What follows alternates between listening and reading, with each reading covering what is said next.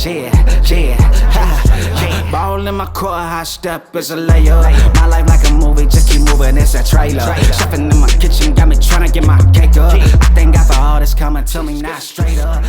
I do, I respect it, man. They asked if we hoop in the comments, man. Yo, do you guys hoop? Do you guys hoop? I'm like, yeah, man. Yo, I got into a what? I heard someone talking shit. I read something.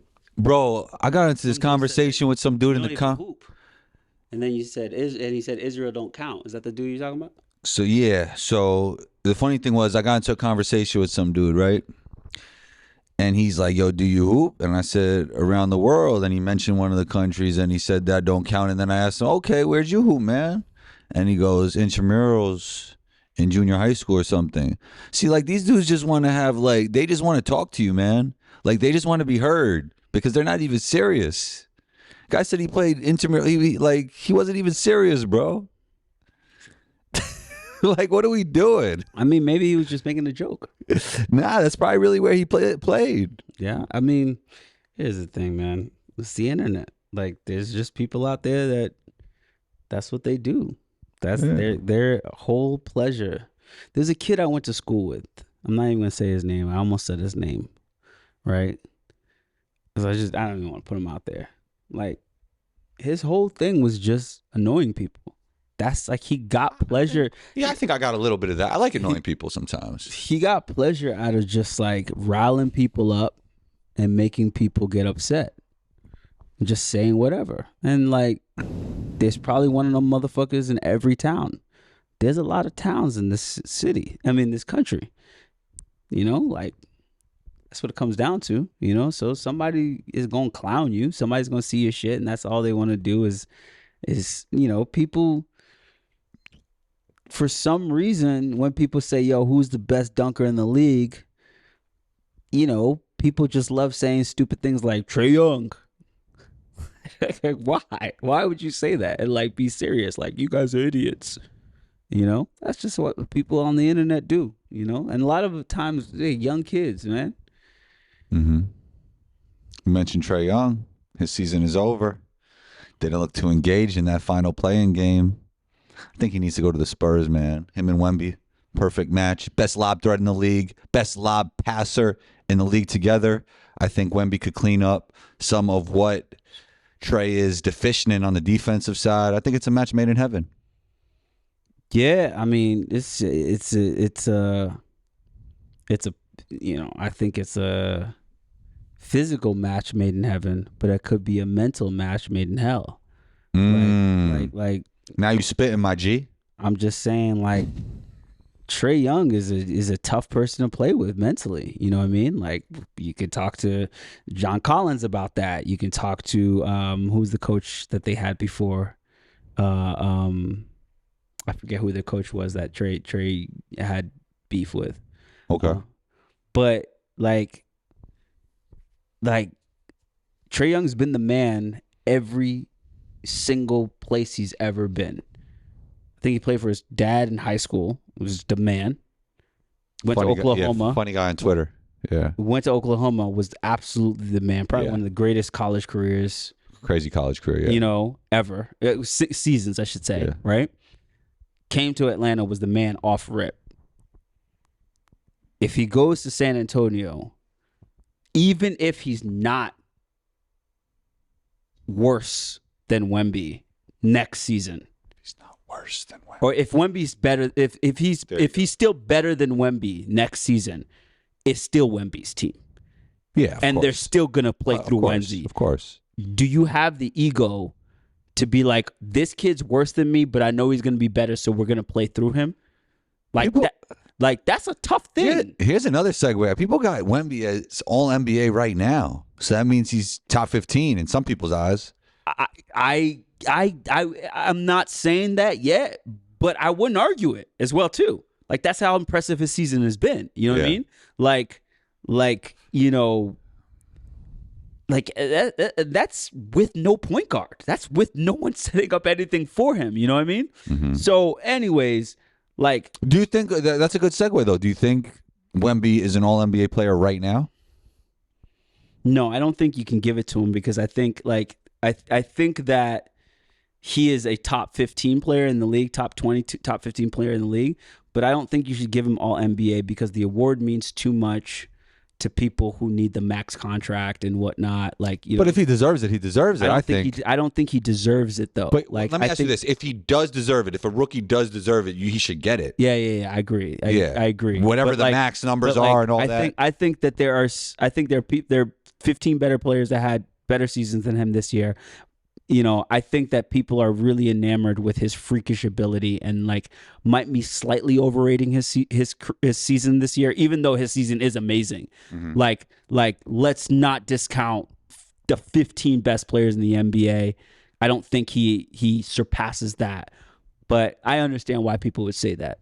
You know what I mean? Like, yeah, you know, he'll probably get it next year and the rest of his career. Yeah, I mean, I think the case would be really good if you just count the second half of the season. I think he probably is all NBA or right there. Yeah.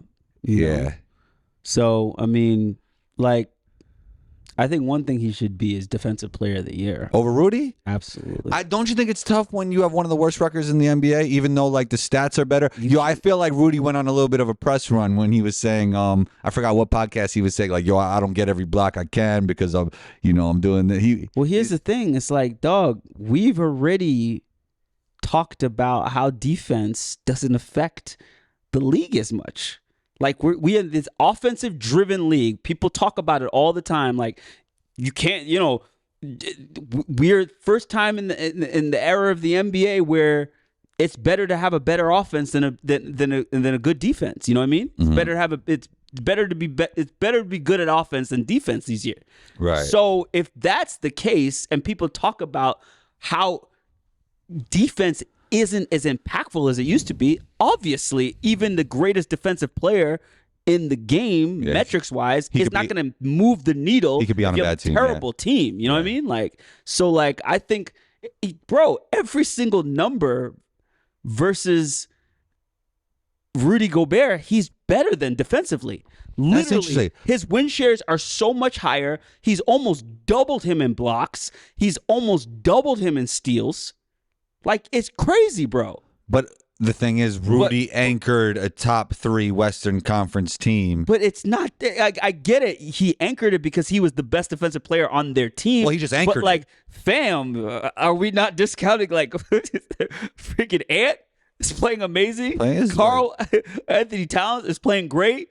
Carl was out and they didn't dip. Yeah, Jaden McDaniels and Ant defensively on the wings are really the biggest component in their advancements of defense because Rudy Gobert's defensive numbers aren't significantly better than they were last year. And last year they brought him in for defense and the team wasn't great at defense. So they were thinking, oh man, this wasn't as big of a move as we thought we because they were crazy scoring team 2 years ago. They were like, but they couldn't stop anyone. So they're like, let's get Rudy Gobert to come in. They still couldn't stop anyone last year. It was a bad year. You know what I mean? He was a little banged up, but yeah. But at the end of the day, it's like, yeah, I think Rudy definitely helps them defensively. I'm not saying that, but I think the reason their advancement in defense is their perimeter defense, and I think it's because Jaden McDaniels and Ant are locking down the perimeters. You know?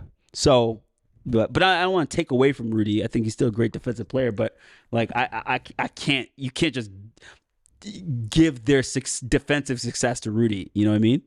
Yeah, I wonder what a team's floor is when they have the best offensive player in the NBA. You probably can't be like one of the worst teams if you have the best offensive player in the NBA, right?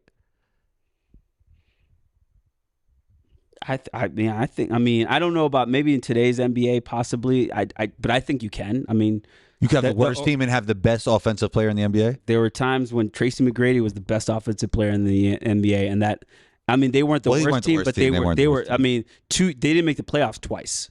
You know what I mean? And he was putting up crazy numbers. You know what I mean? So he was scoring. He won 2 scoring titles. You know, so like I think it can happen if you have even if you're the best offensive player in the league, bro. What are you putting up? 32?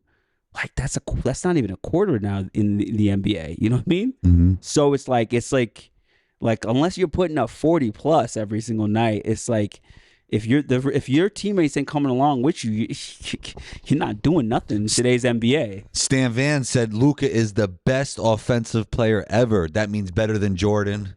That means better than LeBron. That means better than Wilt. I mean, here's the thing, man. The thing about statements Kobe. that's the thing about this is like statements like this you can't really say who's the best because both people, I mean, who you're comparing it to, they played a different game. Like the NBA is just a different game now. This is a different type of offensive game. Mm-hmm. You know, like a guy like Mahmoud Abdul-Rauf, if he was born in 1997, he might be better than Steph Curry. You know what I mean? But he wasn't allowed to be as good because when he played, a point guard wasn't supposed to shoot off the dribble. They're supposed to create shots for other people. He wasn't allowed to be as talented as he could have been. You know what I mean? So like it's just a different game. Like Luka right now absolutely is incredible offensively, but he is benefiting from an offensive error, a style of play, you know what I mean? Like it's just different. Like you never know. Like a guy like Reggie Miller who averaged 20 points for his career in today's era where Reggie was beyond, like he was before his time, pulling up transition threes. Like that was way before his time. Reggie was one of the few people doing that shit. Like people think about Reggie Miller and Larry Bird. He was more like Clay and Ray Allen than creating his own. And early Ray Allen did. Early Ray Allen was creating his own, but he was more of that archetype. Though, you know what I mean? Yeah. Transition threes, you know what I mean? Running back to the 3-point line when you have a wide open two. Like these are all things that were so shunned upon that Reggie Miller was doing in the mid 90s. You know what I mean? So, and at that, like people talk about, oh my God, Reggie Miller shot so many threes. Bro probably shot like 5 threes a game. You want to hear something crazy? Ray Allen still has a single season record for the Bucks for 3-pointers made in a season with all these years and how much the game has changed. That's pretty nuts. Ray Allen has the most 3-pointers in a season, and think about how long ago he played. What do you mean? He has the most 3-pointers for the Bucks franchise in a single season, even with how much the game has changed. Oh, he has the most 3-pointers in a season for the Bucks. Yeah. Okay. That's pretty crazy. Yeah. I mean, Ray was a little bit different. You know, he shot a lot of threes. But he was like a 3-level scorer with the Bucks. Yeah, you know, but dunking on people, all kinds of stuff. Absolutely. But I'm saying it's a different game. Like I said to you the other day, like Luka's scoring 33 a game. Yeah, right? His numbers are bananas. But like, what is 33 a game when the average NBA score is now like 120 versus... It's still the leading scorer at the end of the day. I understand. Yeah. But versus 30 a game when the average NBA score was like 98. You know what I mean? Like Tracy McGrady was putting up 30 a game when teams were scoring 90. So do you think T-Mac was a better scorer than Luka? I don't know. It's so hard to say. Like, if Tracy's putting up 30 when people are only scoring 98, 99 points a game, do you think Tracy could score 40 when people are scoring 120 a game? You know what I mean? Like those are the hypotheticals that you just can't understand. You don't know. You know, so like we're seeing Luka now, and Luka's amazing, right? But like he is benefiting from, you can't hand check. You know what I mean? The rules have been changed within the refereeing to allow more offensive ability. You know what I mean?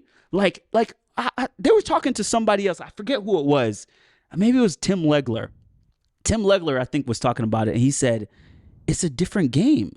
He's like, all of these ball hesitations, hezzies, crossover, like these were carries in my game. You just couldn't do this. Allen Iverson did it several times. They called a carry on him. Now, literally every position, guys dribble like that. Yeah, but before Tim Legler, they could do it even less than Tim Legler. You know that, right? Of course, Yeah. I know, but but even just in his day, so it just it allows for guards to be so much more elusive and creative with the ball that it's almost impossible to guard them. You know what I mean? Yeah. Like, I agree. and there's no hand check, so he's like essentially, And there's more spacing because of the Yeah. 3-point revolution. Absolutely, he's Yeah. like, so essentially, you got people are playing a different game in a different era. So it's impossible to really compare these people. You know what I mean? Like Michael Jordan was doing it playing a different game. If Michael Jordan was playing today's game, I don't know. Is he better? Is he worse? Who knows? It's hard to say, oh, Jordan versus Luka or this person versus that person, because But that's what makes it fun. it's just an impossible debate to make because people are playing different games, man. So But you didn't say that when we were talking Jordan LeBron. You made the comparison. You said Jordan was better. here's the thing. This is the big thing, right? Like we can debate all day about Jordan versus LeBron, right? And you look at the regular season stuff and you go, wow, okay, yeah, they're comparable, or LeBron has an edge here. Like, let me ask you a question, right? When do you consider the toughest competition, the regular season or the playoffs? Playoffs. So if someone steps up in the playoffs and plays remarkable in the playoffs, is that more of a testament to how good they are versus the regular season? I think so. I think that's why people forget about Jimmy Butler often. I agree. Mm-hmm. So that is the biggest difference between LeBron and Jordan. They both have great playoff moments. They're both great in the playoffs. Jordan's playoff numbers are far superior than LeBron's. He elevates so much more. He is by far the leading scorer. You've never in seen the LeBron playoffs. elevate in the playoffs? I'm or not in finals? saying no. LeBron's elevated. He's had games, but LeBron's done the same thing in the regular season too. Like LeBron's numbers are identical. Regular season. Jordan had a playoffs. regular season where he won 37, where he scored 37. I agree, Yeah. but he averages more in the playoffs than he does in the regular season. Like, those are his numbers. His numbers are just significantly better. In the finals, he still holds averages the most points in the finals out of any player in the game. You know what I mean? Like, that's the bigger difference with Michael Jordan and LeBron James. All It's I'm the saying playoff is differences. All I'm saying is that you said you can't compare eras, but you often debate with me about Jordan and LeBron. I agree, but it's because when things are similar, it's hard to say. The difference is the playoffs, man. That's the big difference. If you look at Jordan's playoff numbers versus LeBron's playoff numbers, there's just no comparison, and that's the major difference. Jordan is by far the greatest playoff player in the history of the game, and it doesn't even compare. And that's why so many people look at Jordan as this great player. When the competition stepped up, he turned it up. LeBron is equally great in the playoffs as he is in the regular season. He's equal. They're about the same. And that's still great. But Jordan was great in the regular season and then turned it up in the playoffs and then turned it up even more in the finals. Oh, I've seen LeBron turn up in finals before. I'm not saying we haven't seen. You're not hearing what I'm saying. I'm not saying LeBron hasn't turned it up. You're in the saying finals. there's a bigger difference between. But can I talk? You're saying there's a bigger difference between Jordan regular season and Jordan playoffs than LeBron regular season and LeBron playoffs, right? Yeah. The jump is higher. The jump is significantly higher. Yeah. So I'm hearing you, bro. So- you always say I'm not hearing you, bro, but I'm listening. Trust me. Okay, Go ahead, though. but you the only reason is you said something that just completely irrelevant. You're saying, oh, you basically said LeBron turns it up in the playoffs too, and I'm like, yeah, he does occasionally. That's not irrelevant. That has to do with the conversation. How is that irrelevant? Because I'm saying you're saying it like I'm just saying, like, I'm saying at- LeBron turned it up in the playoffs. I just don't want to diminish what LeBron did as well. Like he won 4 championships. He definitely had to turn it up to do that. Yeah, I mean, And we don't have it. And also, we don't have moments, exact you know what I numbers. mean? We also don't have exact numbers in front of us, which is important. Let's pull them up because we need to. Yeah, you're bringing up the numbers. So you got to come with these numbers if you're just going to say it. Hey man, I looked them up. I should have saved it on my phone. We need a teleprompter. Yeah. See, we need some. That's why we need a producer, man, to just have the stats while we're talking.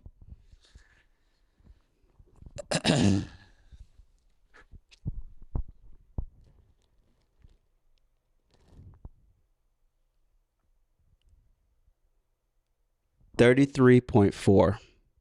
7 rebounds, 6 assists. Those are his playoff averages. Yeah. Damn. What's LeBron's playoff averages?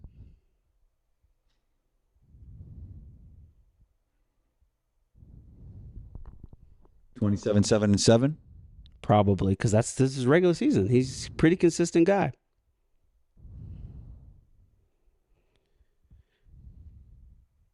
$28, 7, and 8. And what is Jordan's rebounds and assists? 7 and 6. Okay, yeah, he scored more points. And LeBron said has Jordan. 1 assist. I said and 1 rebound more. I said Jordan was a better know? scorer, but they both elevated. No, I mean, I don't even think I LeBron, don't think LeBron averaged 28 over his career. Let's see. Probably averaged 27. Jordan averaged 30.5 before he ever went to the Wizards. So like the elevation was 3 points. I mean, he obviously elevated. Yeah, I mean, when he went to the Wizards, it went down to he still averaged. That's what I'm saying. 30 for his career. Yeah. You know? Exactly. So then his went up 3 points and LeBron's went up 1 or 2. I mean, hold on. Let's see. and also some of those years was when he was dropping 63 on Boston and losing in that round and losing in that series. Hold on 1 second. They both elevated, bro. I mean, And this is the bigger difference. All right, hold on.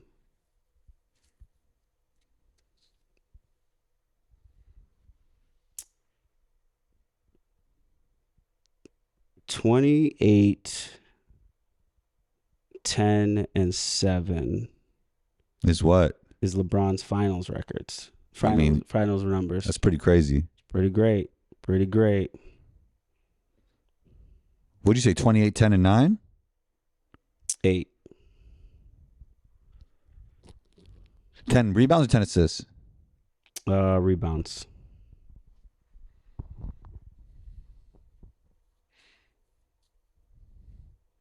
And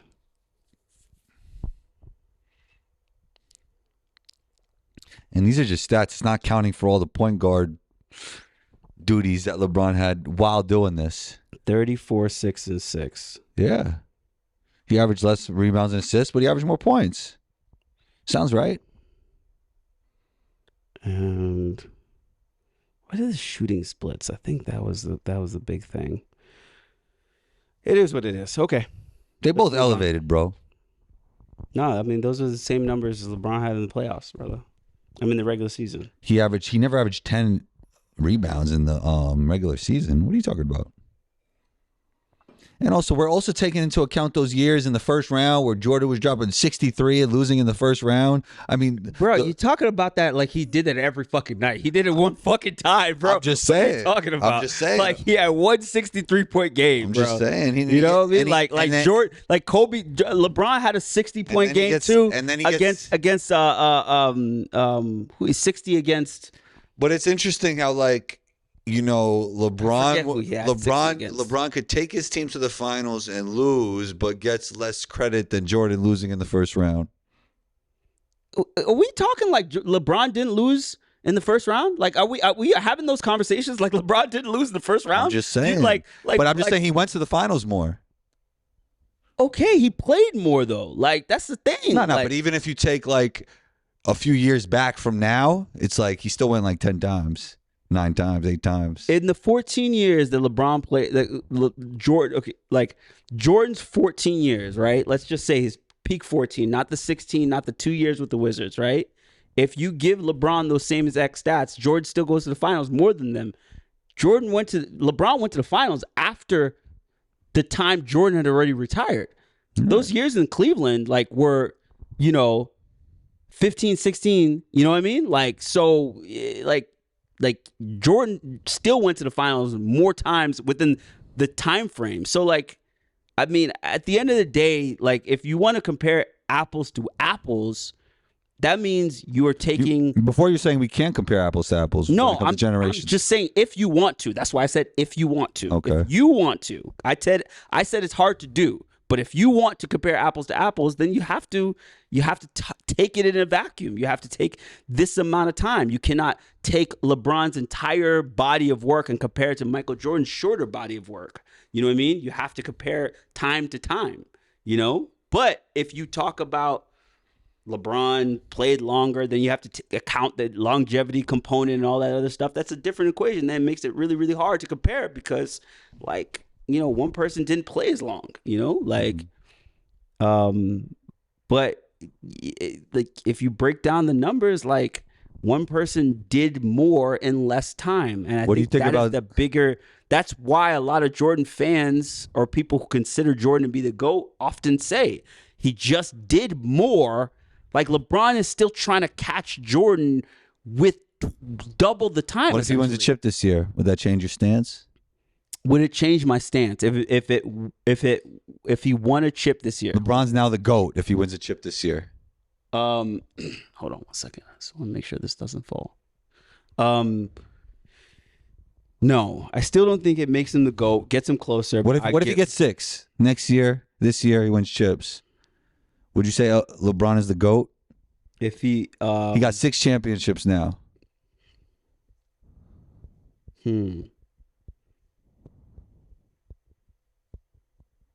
Like okay, I think one of the bigger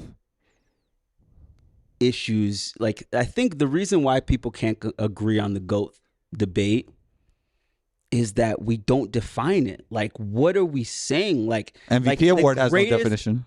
The greatest basketball career. That's the like. So it's funny. I had one of my rapid fire questions was something very similar to this. Like, we'll segue to rapid fire soon, but go ahead.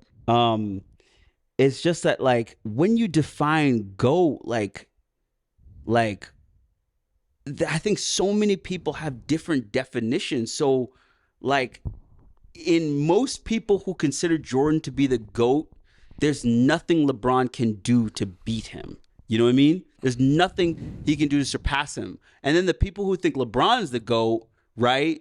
They think that he's already surpassed Jordan so far, you know, because they're just comparing to different metrics, right? And I think that LeBron, if we're talking about the greatest career, keep going. Who knows?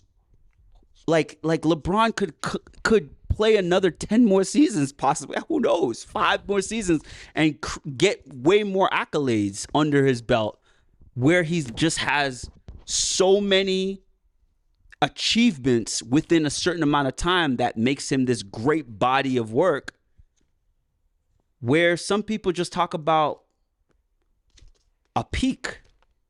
And that's the greatest player. Like, if you look at somebody who is the greatest dominance of the game. Yeah. You know? What you're talking about, I want to read you this. Robert Wright, The Moral Animal. Listen to this.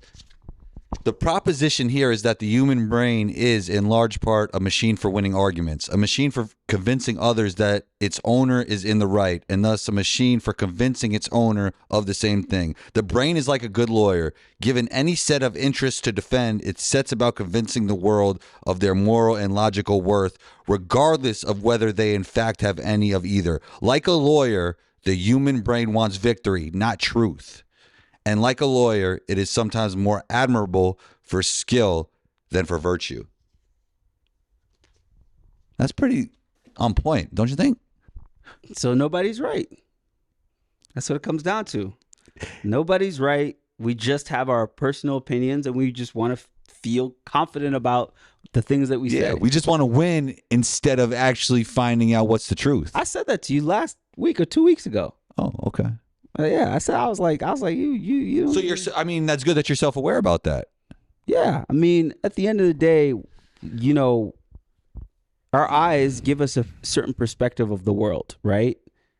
That's our truth, you know. So like, just because this person says this, like from his vantage point, that could be exactly what it is. You know what I mean? Like so much of the greatest player in the world is our eye test.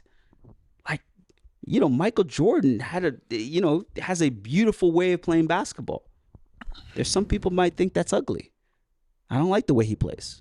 You know what I mean? Some people like the sheer force of LeBron James. You know what I mean? Some people aren't keen with things that are old. So I don't really like Jordan. I like this new era. Jordan, LeBron has a certain swag that's very modern, and I like it's everything. It's a unique perspective, right? So at the end of the day, I see it my way, and I'm open to other people's interpretations of that. But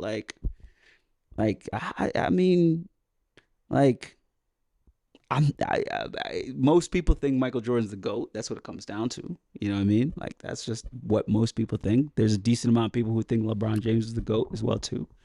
One thing that's an absolute truth: OKC finished number 1 in the West, and it got me thinking. Like, Jokic is still my MVP. Luka's putting up crazy numbers, but SGA did lead this very young team to be number 1 in the West.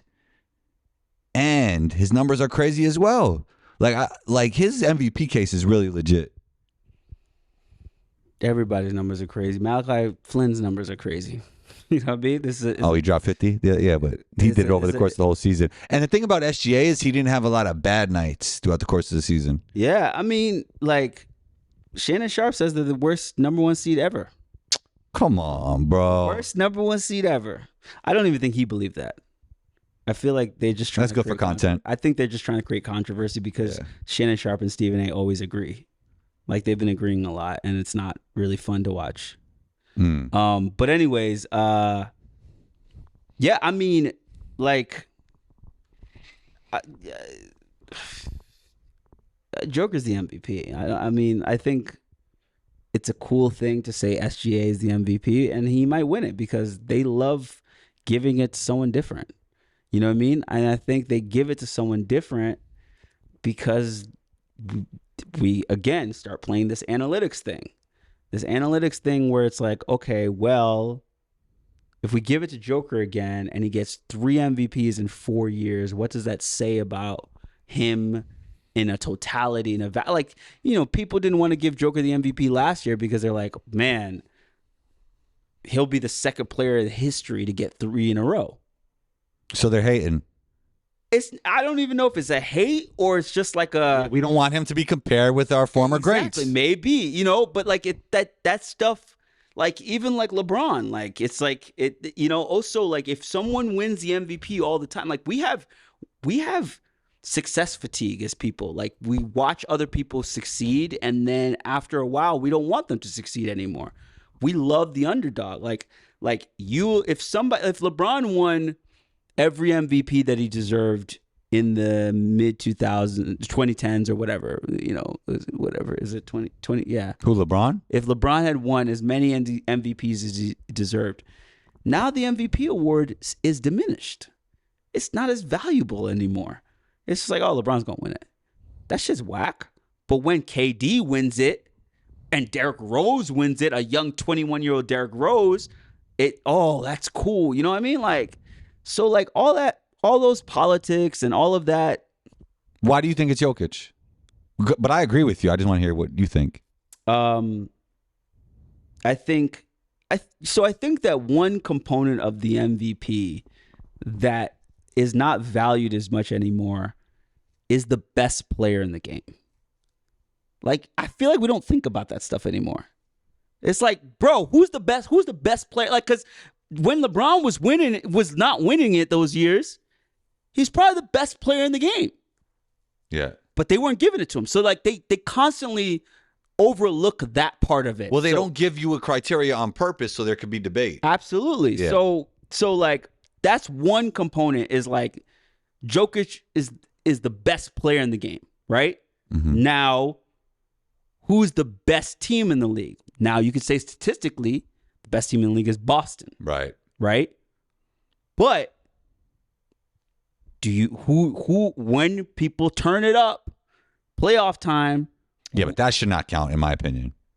What? What happens in the playoffs is a regular season award. Well, I think that's one of the biggest issues with that award. You know, It should be a regular season award because that's what it is. It is a regular season award. I mean, Unless you wait till after the playoffs and you consider playoffs. I mean, that's what I think it should be. Honestly, I think that like. I just feel like with the Celtics, I feel like just like it's. I think they should just like. If we consider this the 2022 season or 2023 season or 2024 season, that includes the playoffs.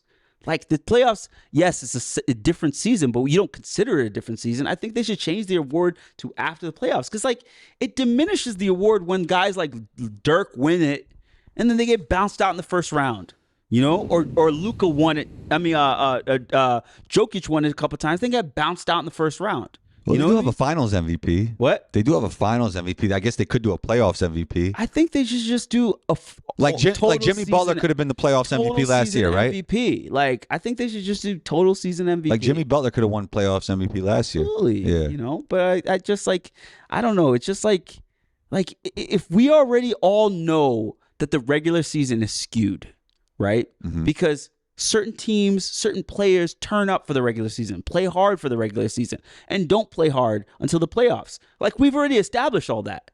So the numbers in the regular season are not true. It's not you know what I mean? It's the person who tried the hardest that season. Mm-hmm. You know what I mean? Like Jalen Brunson is coming for his legacy right now. So he's on the trend up. He's what? Top 3 in the MVP voting, probably? Who? Jalen Brunson?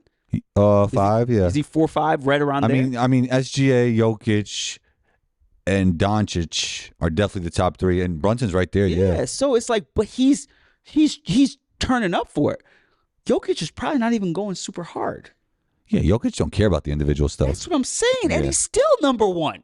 He's the best player. So that's what I'm saying. Like if Jokic was on a mission like Brunson is to try to prove himself, how much better would he That's be? just not Jokic's personality. Well, I'm just saying. Well, Yeah. I mean, at some point that it was. part- At some point it was his personality when he was coming up.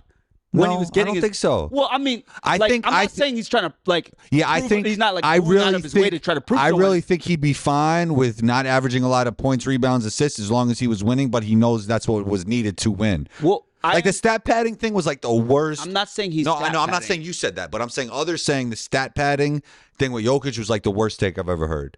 The worst take. Even with that saying, I'm not saying that like he's like going out. Like Jalen Brunson's probably not going out there to like Score this amount of score points. a certain amount of points to win any awards. But he's at the point in his career where people have doubted him, and he's like, I'm about to show everybody. So he's going in with a different type of mentality 100%. every single night that Jokic no longer has. Not saying Jokic And is Brunson's dogging. probably I'm not past saying that Jokic sooner is already. dogging it by any means. No, yeah, But yeah. Jokic 2-3 seasons ago, when he was trying to prove to himself his place in the league, right? Before he won his first MVP, he's taking every matchup a certain way, a certain, going into it with a certain type of energy, where now it's like, okay, yeah, I'm going hard, but I've already proven myself in a specific way. I'm waiting to do that in the playoffs. Yeah, Does that make any sense to you? It makes sense to me what you're saying. I would also say, like, playing overseas, I feel like European players care less about matchups and more about the chess match of winning. So I think Jalen Brunson, you're right in that sense that like Jalen Brunson is from this country where you're kind of like trying to kill the competition and get buckets. No, but I think you misheard me. I'm not saying an individual matchup. Okay. I'm saying prove your place in the league. You know what I mean? Like when you're on you're trending up, right? Before now, Jokic is considered the best player in the game, right? When he was maybe a top 20 guy or top 25 guy, like probably around right before the bubble. right before the bubble, right Yeah. before the first MVP, he's out there trying to prove himself. Like in terms of like, yo, I'm a good player in this league. Like we all are, Mm-hmm. right? So you take every matchup differently. You know, you go into the game like I gotta prove to this person I can hoop. This person I prove trying to earn a contract. All this stuff. Now he's at the greatest level, right? You don't have that anymore. You have other people coming at you trying to prove stuff now. You know, it's different. So Jalen Brunson's at that point in his career where he's like, yo, I got to show people like, yo, even though people now know that I'm here, I'm at another level. I'm trying to show people. So it's a different type of mindset that people are on. You know, SGA is probably in that same place right now where like, you know what I mean? After, let's say SGA, like Giannis was like that 4 seasons ago. And then he hits a point where it's like, okay, now I'm the top guy. You know what I mean? I know how to pace myself. You know, I'm going still hard, but I'm pacing myself in the regular season, right? And then playoffs, I'll turn up a little bit. You know what I mean? So I'm saying Jalen Brunson's probably not pacing himself right now. Like he's going for it. This is his breakout year. SGA is probably not pacing himself. This is his breakout year. These guys that already have been at the top, they're somewhat pacing themselves. You know what I mean? I'm not saying they're dogging it by any means. I'm saying that they are waiting for the right time to really put their foot on the throttle. You know what I mean? You're saying they're more seasoned? Absolutely. You know what I mean? But once you get there, you know, that's just how it that's just human nature. Mm-hmm. Human nature is like you once you are at the precipice, you're not no longer in survival mode, so you're not foot on throttle anymore. You know what I mean? Yeah. And when you're coming up, your foot on throttle. You know what I mean? Yeah. I do think Jokic is a little bit different in that regard, that like he never was, I don't know. I just feel like his mentality was always, I'm just going to do what I can to win ball games. And then that just happened to be him putting up crazy stats because that's what the team needed. I mean, with him specifically. Yeah, maybe him specifically, but he's a different kind of guy. I still think at the end of the day, if you're on that bubble where you're about to make a big paycheck, your team hasn't had a great amount of success, like you have a different type of urgency, a state of urgency, you know? And that's just human nature. I don't even if you are naturally not the type of person to kind of like feed off of that, there's a different type of urgency. You know what I mean? Like I don't care if you are looking for a good job, you're just gonna move different as opposed to when you have a great job. You know what I mean? Does that make any sense? Yeah, I know what you're saying. What I'm saying is, though, a lot of times players who grew up playing overseas don't look at it like that, even when they have the smaller contracts to the bigger contracts. And I noticed that even playing overseas, they have a different kind of mentality. Like the mentality you're describing sounds like an American player mentality, is what I'm telling you. Like Jalen Brunson, like I'm trying to prove everybody wrong. Like that's a very American mentality, and it's just not the same thing overseas. It's kind of like, what could I do to help this team win basketball games? And it's a way less individualistic approach. Okay, so maybe that's overseas, but you're talking about people overseas. But Jokic has an overseas mindset. That's where it comes from. I understand, but you're talking about people overseas coming to play in the best league in America. No, but this is still their mentality from within. I agree, but like, okay, so who are you talking about? The overseas people? Because I think that Luka was like that. I think that Giannis was like that. Luka's a little bit. Luka's a little bit more Americanized than the other European players. But like all the best players, Luka, Giannis was constantly trying to prove himself. Joel Embiid's trying to prove himself. So I mean, maybe you're right because you have more experience with overseas players than I do. But I'm looking at the top guys, and they all were like that. Maybe Jokic is the exception, but like Luka, Giannis, Joel Embiid, all of these guys came in with a something to prove. You know what I mean? And it's like even just stepping in the league, being like, "Oh, European players are soft." That's something to fucking prove. You know what I mean? Mm-hmm. That was the statement. Now European players are considered the best players in the game. Just 10 years ago, they were the softest ones. You don't want to get another Darko Milicic. You don't want to get another, I don't know who else. Your boy Gil said they changed the rules to let European players thrive. No, No. That's what he said, right? Something like that. No, I mean, I'm sure. Yeah. I don't agree. Yeah, So it's, yeah. I mean, But let's get to rapid fire. You want me to start, or you want to start? sure, you can start. Let's see what we got here. Team USA will go undefeated this summer. Fact or fiction? You already asked me this last time. I did? Yeah. Oh, really? It's the old ones? Maybe it's the Wemby old should ones be or all you NBA. Wrote that again, but I can answer it again. And I Well, answered- now you see the team. what? Now you see the team. Oh, now I see a team. Yeah. No, they're not going to go undefeated. Yeah, I already said that last week. I think last week of the week. You think they go undefeated? No, I don't. Oh, okay. Blake deserves a Hall of Fame nod. Blake Griffin? Yeah. Yes. Okay. Better dunker, Blake or Dominique Wilkins? I think we already basically said this. But it wasn't rapid fire. Blake. Who's the biggest threat to the Celtics in the East?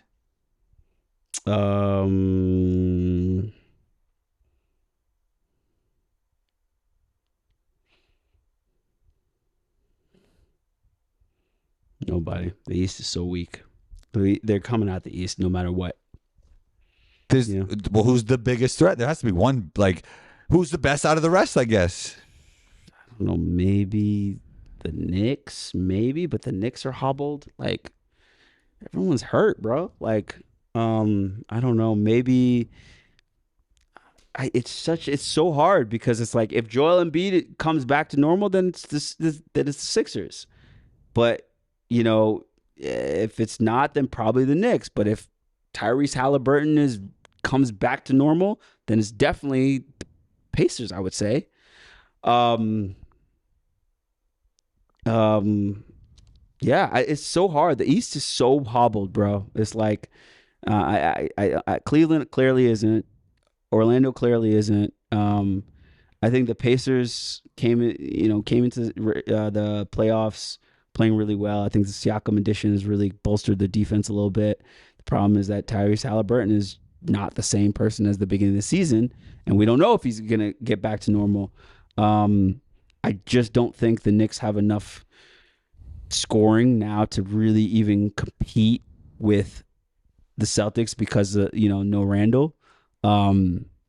So I mean, I don't see them as much competition. I mean, I guess they would be the best.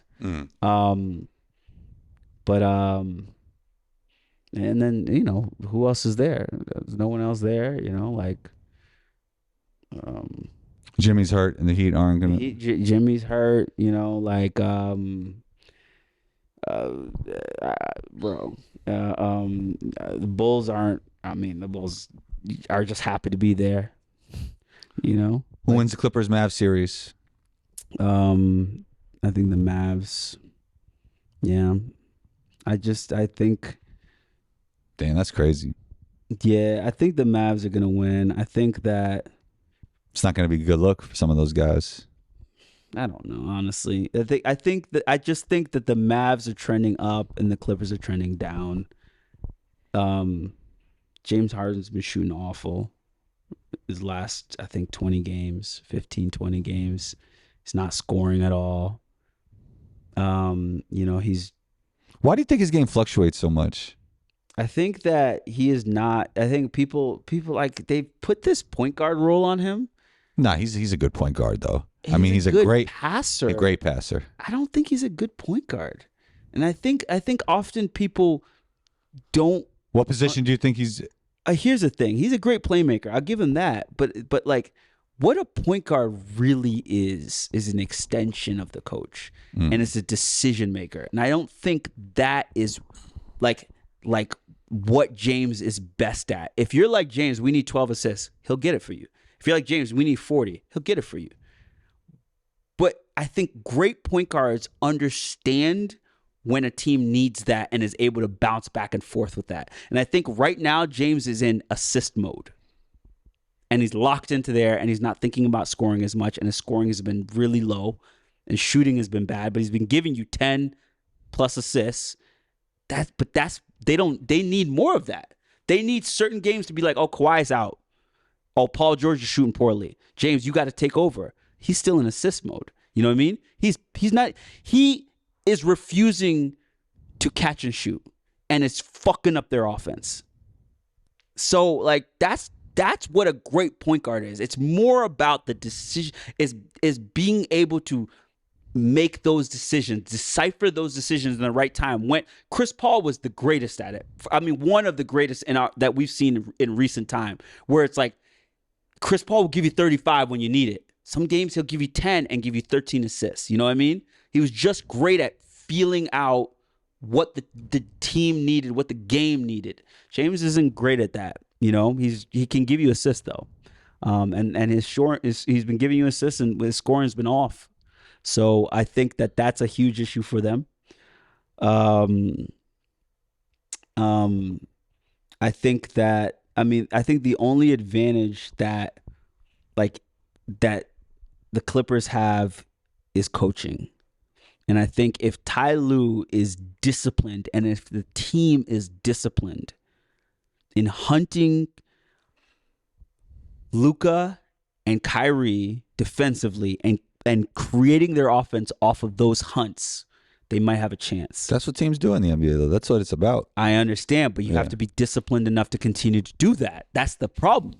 Yeah. You know, James Harden is one of the least disciplined basketball players I've ever known.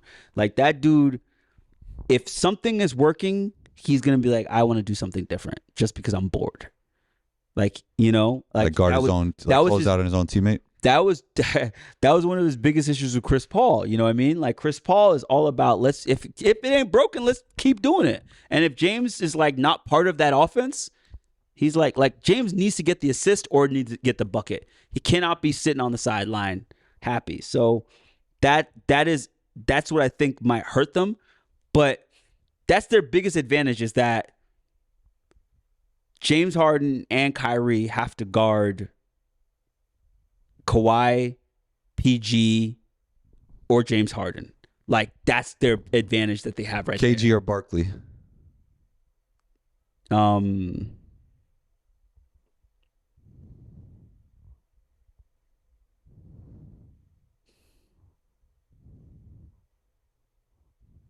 Yeah, I think you have to go with, like, I think Barkley was naturally better, but I think KG, I meant to say, maximized his ability and got more out of it. Who was a better player?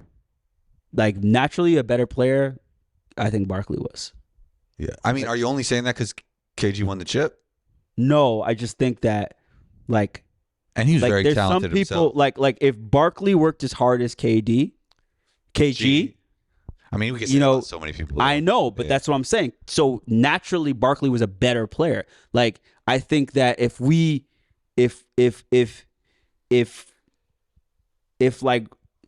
when Barkley was fully engaged because he had a chance of winning, he was a better player than KG. KG played as hard as he did Game 7 in the finals as he did if he was a 21-win team. Most underrated 90s player. Underrated 90s player. Probably Rex Chapman? No. Probably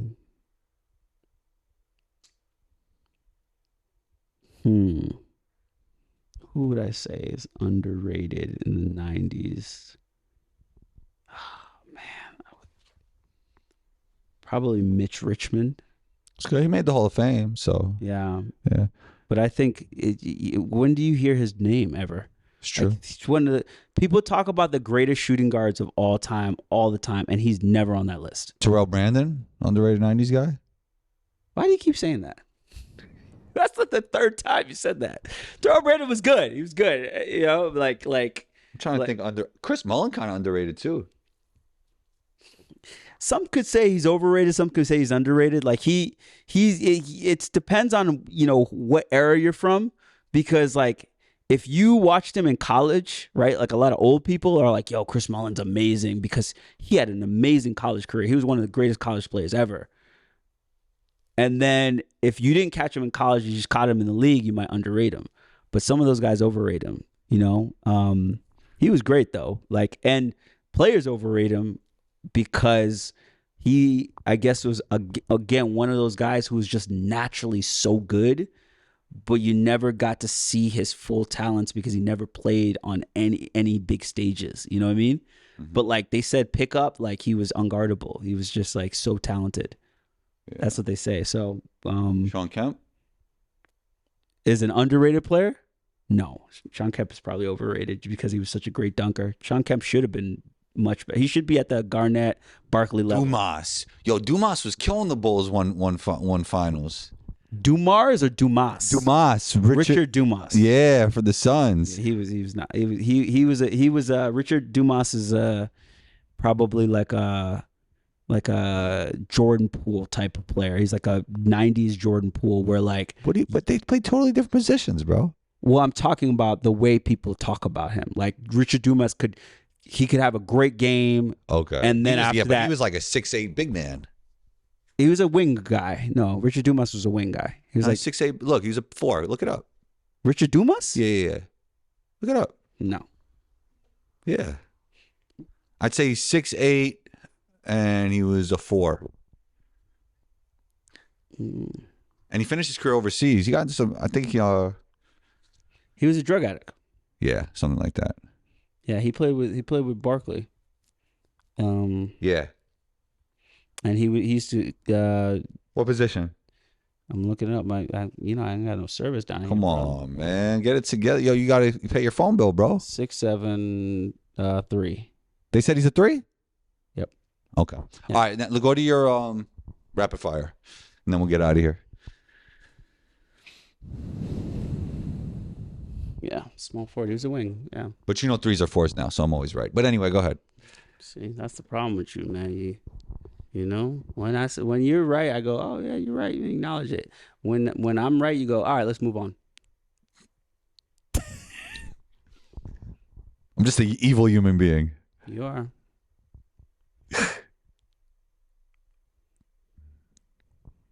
Okay. What do you consider harder to perform? Mentally out of the game or physically hampered?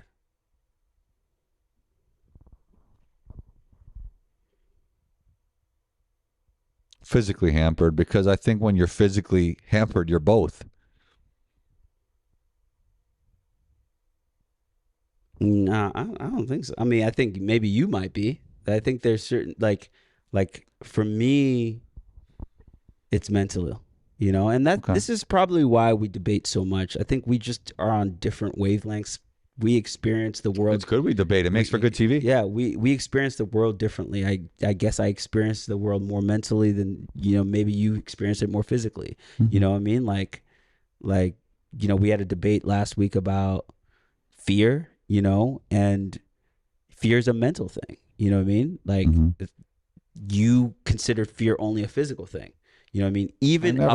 I think fear is a mental thing. I just think that, like, being fearful of a basketball player, I wouldn't go that route. I'd say I'd be more fearful of somebody with a gun. But if you could say that's physical, the actual fear part of it is mental.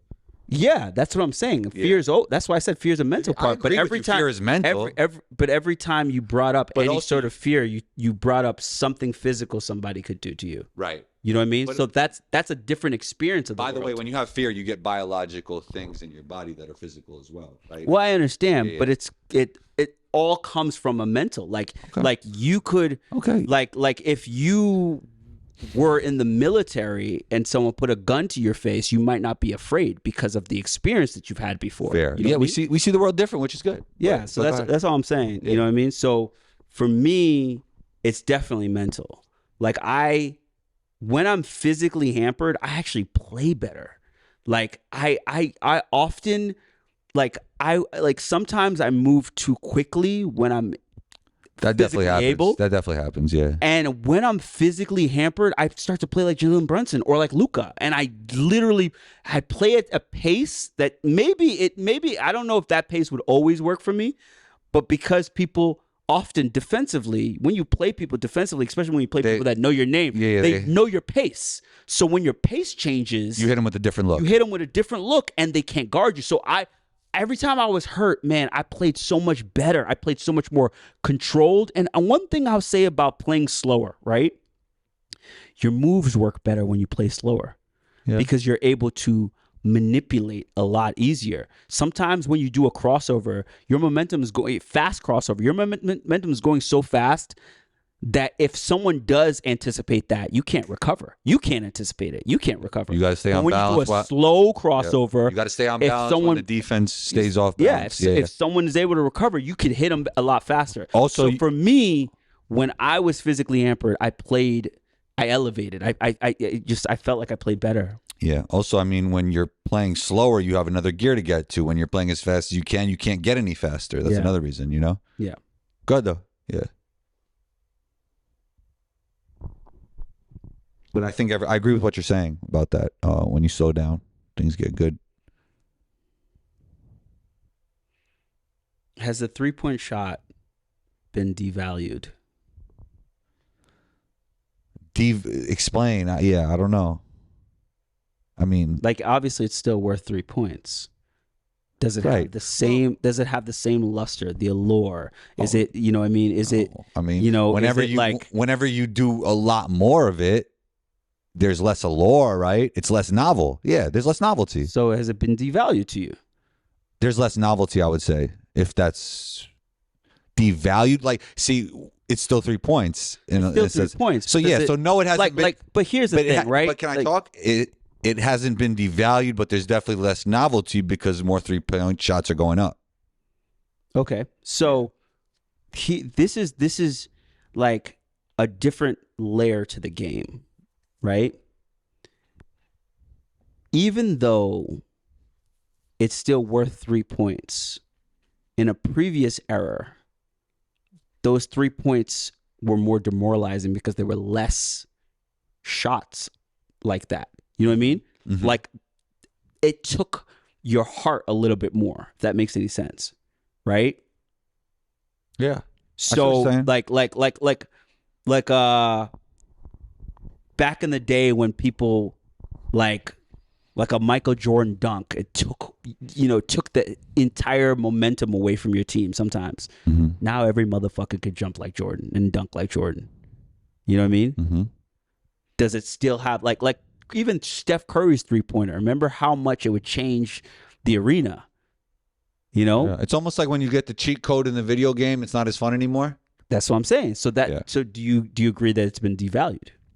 From the way you're stating it, I guess so. Do you think people who don't play defense are by nature less competitive? No, because I'm very competitive and I don't play defense. So I'm speaking for myself.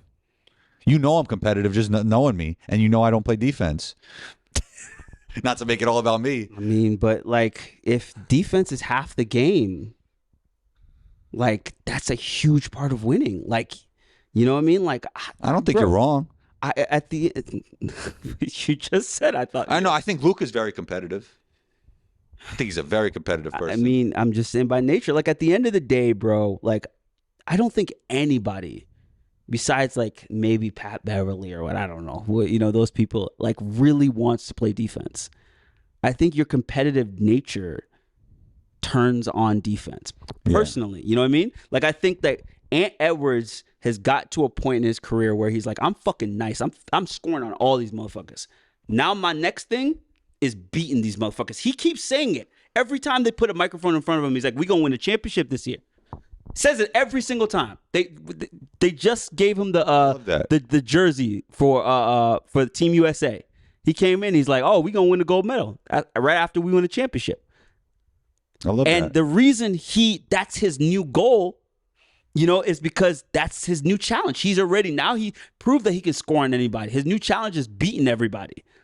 And to do that, you got to stop motherfuckers. And that's why he's taking the challenge this season to play defense.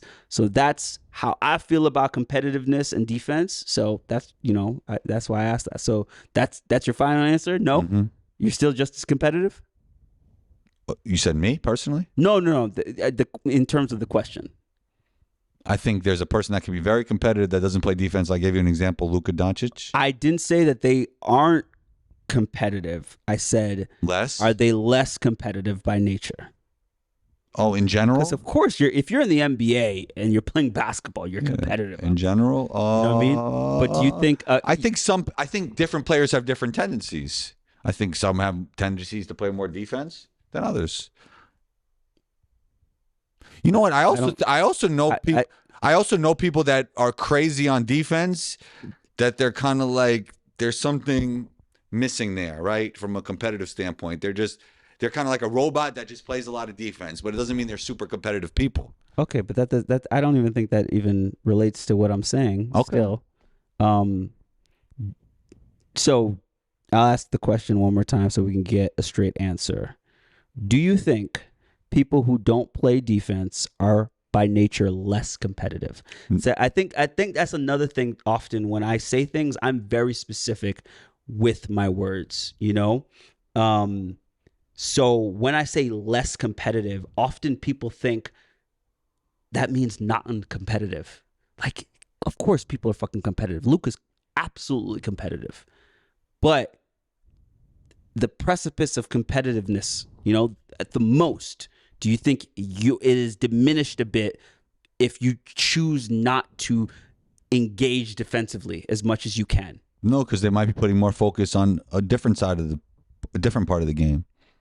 They might not have bandwidth for both, but you know, when somebody's like averaging 35, they just don't usually have as much bandwidth unless their name's like Michael Jordan or Kawhi, which is very rare. He like Luka might not have the motor of those two players, but it doesn't mean he's less competitive than them. I mean, here's the thing: you can. I mean, I agree. Like PG-13 is a better defender than Luka. I don't know if he's more competitive than Luka. I think he just puts his bandwidth, his energy into different things than Luka does. Okay. Yeah.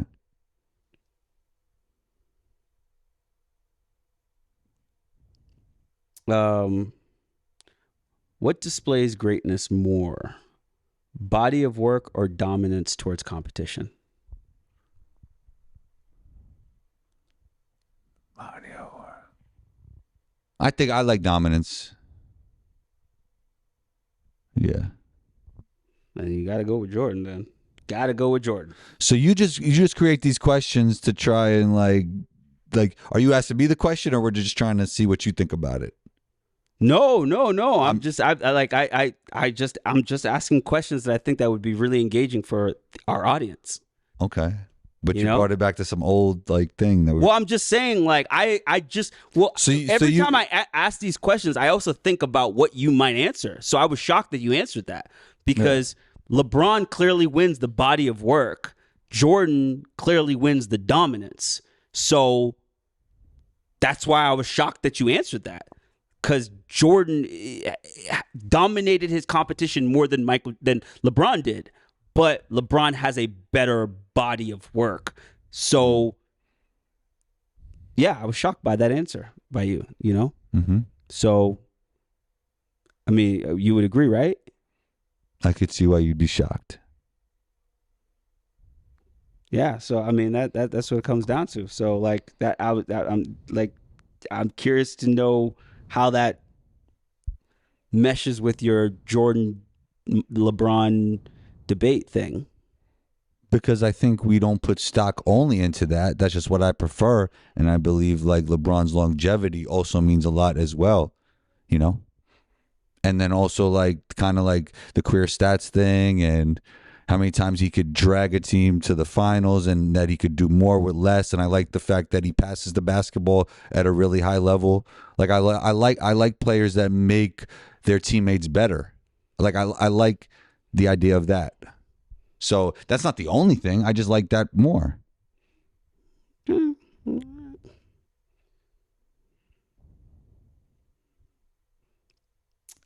you believe the best players are in the NBA? The best, do I what? Do you believe the best players are in the NBA? The best 450 basketball players in the world are not all in the NBA. I could say that. Yeah, that's what I mean. Yeah, no. Because you have to fit a certain niche to play in the NBA if you're not a star player. So therefore, if you don't fit one of those niches, you're not going to be in the NBA unless you're a top 30 guy. So if you're like super excellent, but you happen to be a 6'1" bucket getter, there's just less spots for you. So no. Yeah. I also think that the NBA is like there's so much timing plays a part in getting the Can I say one more thing? Also, a lot of the guys who are from overseas just pick playing overseas, like Mirotic. There's a bunch of guys like that, like they just stay over there. Yeah. So that's part of it as well. But go ahead. Yeah, I also think it's timing. Like there's so many people that I know that got good late in their careers that could have been NBA players. I don't know if you saw this, like this one dude, he made a post on Instagram, 6'5", 6'6" white dude. And he said that, I don't know if you saw it. He's like, high school, I was ranked higher than Russell Westbrook in the state of California. You saw it? No. This goofy white kid, right? And he's like, I was ranked higher than Russell Westbrook. He's like, it's a thing that I say, at parties and stuff like that. It doesn't really mean anything. But he's like, in high school, right, you start off high and you descend slowly, right? If you ranked high, he's like, in 7th grade, I was 6'4". I was one of the best centers in the state of California, and our team won a state championship. I was ranked super high. He's like, I didn't grow much after that. I'm 6'6". I've never truly dunked a basketball in my life. Oh, wow. He's like, I am slow as molasses. I got an offer to a D3 school, and I played 4 years there. Didn't get a lot of playing time. Wow. But that is how the rankings work. He's like, you start high and you descend very slowly. Russell Westbrook was short and then he accelerated. You know what I mean? Mm-hmm. So how many of those people that got ranked high when they were 12, right, got that opportunity to just like go play at a better school and become better? You know what I mean? Mm-hmm. Like, I remember this one kid, right? This kid wasn't even that good, right? He was a solid player, and he just met the right person who knew the coach at URI. Ends up walking on to URI, right? We played him in high school. He wasn't even that good. He gets to play at the University of Rhode Island for 2 seasons with the greatest coaches, with the greatest facilities, and he comes back a legitimate Division I player, then has a great overseas career. But do you think that could also be that he had something that you didn't see? Possibly, but he wasn't showing it. I'll tell you that. You know what I mean? At the end of the day, he wasn't showing it. Like, we used to cook this dude every single day. Yeah, but like, what I'm saying is, like, you could cook a dude that still has potential, like you could be better than the person in the moment. Possibly, but and then cooking doesn't mean anything. Like, but here's the thing. Here's the other thing with cooking. One more thing. Like, an NBA player could get cooked by some guy who's whatever from wherever, who's not that good, but he just happens to cook him that day. It doesn't mean that guy belongs in the NBA. I mean, it wasn't that day. It was every day. But at the same time, like possibly, but like he got to go through a system with coaches that were just so much more elevated than most of the people that were cooking him at one point. So he just advanced so much more than us because he had those opportunities. Like, iron sharpens iron. You know what I mean? Yeah. And this motherfucker, like, if he had gone to a D3 program, he would end up probably a D3 talent.